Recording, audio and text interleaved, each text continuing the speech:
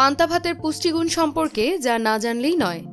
সাম্প্রতিক সময়ে বাংলাদেশের শহরাঞ্চলে বাংলা নববর্ষ উদযাপনের ক্ষেত্রে যে খাবারকে অনেকটা অপরিহার্য বলে ধরে নেওয়া হয় তা হল পান্তা ইলিশ।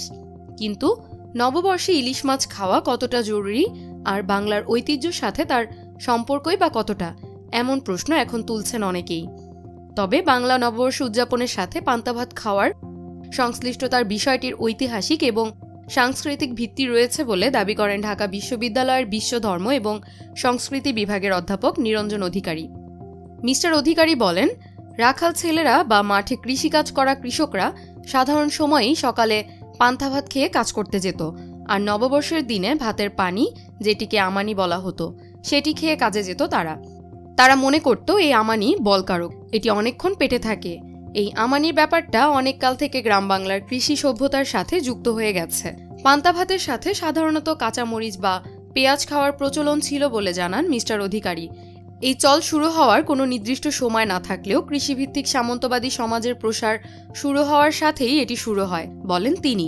নববর্ষ উদযাপনের সাথে পান্তা খাওয়ার এই চলের ধর্মীয়, সাংস্কৃতিক এবং সামাজিক দিক থেকে ঐতিহাসিক যোগসূত্র রয়েছে। আমাদের লোকজ সংস্কৃতির সাথে এটি সরাসরি যুক্ত। ভাত বেশ কিছুক্ষণ পানিতে ভিজিয়ে রেখে খেলে তা শক্তিবর্ধক হিসেবে কাজ করে বলে ধারণা ছিল তখনকার গ্রামের মানুষদের। কিন্তু এই ধারণার বৈজ্ঞানিক ভিত্তি কতটা রয়েছে? পান্তা ভাত কি সাধারণ ভাতের চেয়ে পুষ্টিগুণ?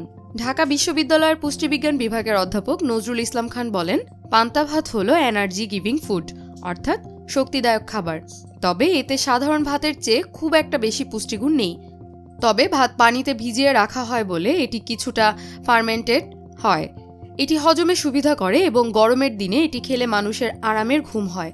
তবে কিছু বিশেষ পুষ্টি উপাদানের ক্ষেত্রে সাধারণভাবে রান্না করা ভাতের চেয়ে পান্তা ভাত কয়েক গুণ বেশি সমৃদ্ধ থাকে বলে প্রকাশিত হয়েছে বাংলাদেশ কৃষি গবেষণা ইনস্টিটিউটের সাম্প্রতিক এক গবেষণায়।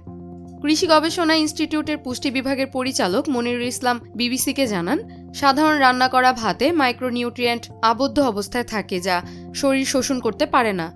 রান্না করা ভাতকে ৮ থেকে ১২ ঘন্টা পানিতে ভিজিয়ে রাখলে সেই ভাতের মধ্যে থাকা ক্যালসিয়াম এবং আয়রন বহুগুণ বেড়ে যায় এবং তা সহজে শরীর শোষণ করতে পারে।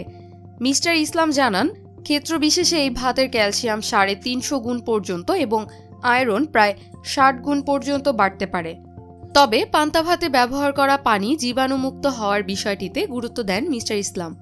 ভাত ভেজানোর পানি অবশ্যই বিশুদ্ধ খাবার পানি হওয়া উচিত, না হলে সেখানেই ইকোলাই, এক ধরনের নেগেটিভ ব্যাকটেরিয়া থাকতে পারে। এরকম তথ্যবহুল নানা রকম ভিডিও পেতে গেলে আমাদের সুখ অসুখ চ্যানেলটি সাবস্ক্রাইব করতে পারেন। আপনাদের পাশে থাকার সুযোগ করে দিন। ধন্যবাদ।